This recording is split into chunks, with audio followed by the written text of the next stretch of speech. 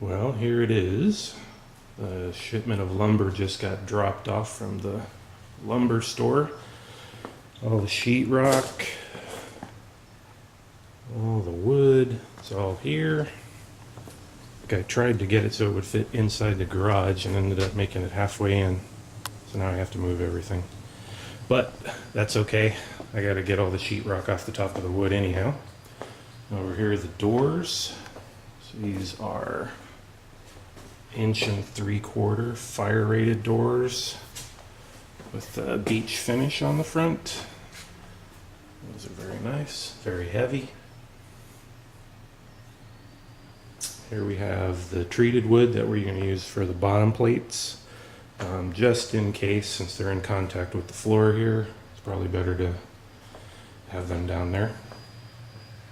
And that's it. Here starts the before section of this video. So here's the garage in its current state.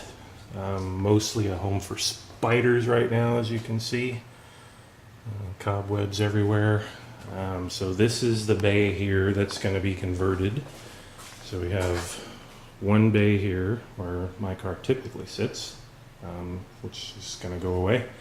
And there's a big storage area over to the side here. So all of this is going to be converted into the drum room.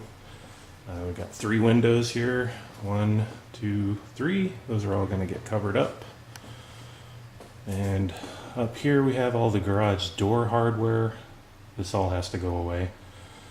So basically, we're going to put the garage door down and then take these racks off here as close as I can to the door.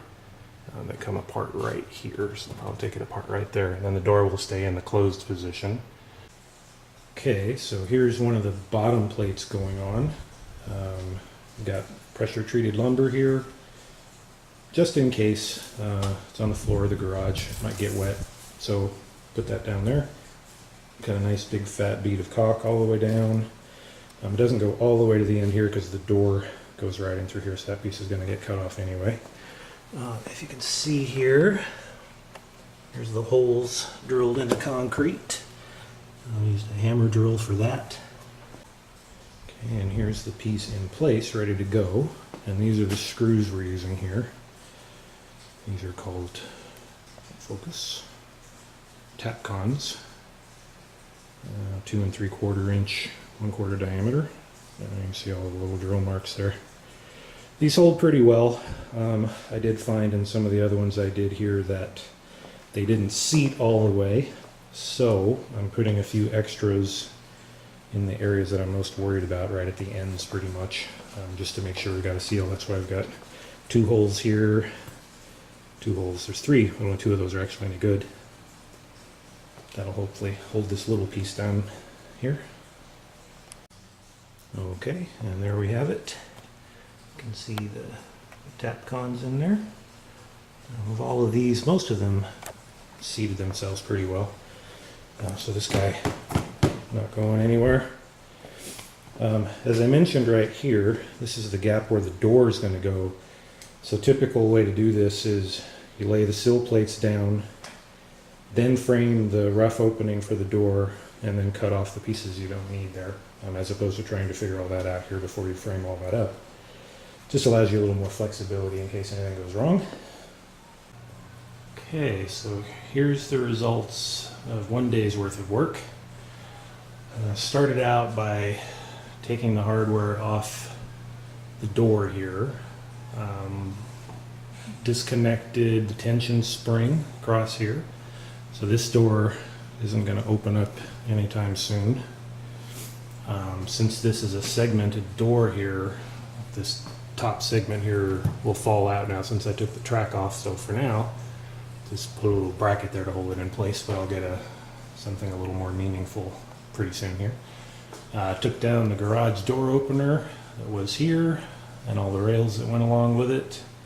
So this is all free and clear now. All the top plates are done here, all the way across. Bottom plates are done, sill plates. This is all finished. There's one more little wall that's going to go in the corner here and cover this central vacuum up. That's not done yet, but I'll get to that some other time. So these walls are all ready for framing. As I said in the previous one here, we have Tapcon screws holding all this stuff down here. These guys are 3-inch wood screws, and they're screwed directly into the floor, the ceiling joist here, which run this way, parallel to this beam.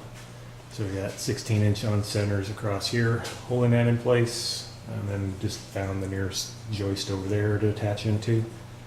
One of the things that's a little goofy about these Tapcons is they have these hex heads on them, which means they're not recessed.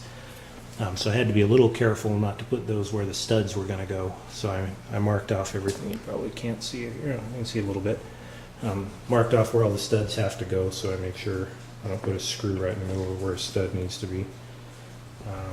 And top plate here, similarly, is all marked off. So I marked off where all of the studs and the rough opening for the door right here. It's all set. Oh, all in all, not bad for one day's work. Me and one friend working on this, about 6 hours worth of work probably to get all this done. And had to borrow a hammer drill in order to drill the concrete. That's all done, except for that little corner over there. So, making good progress.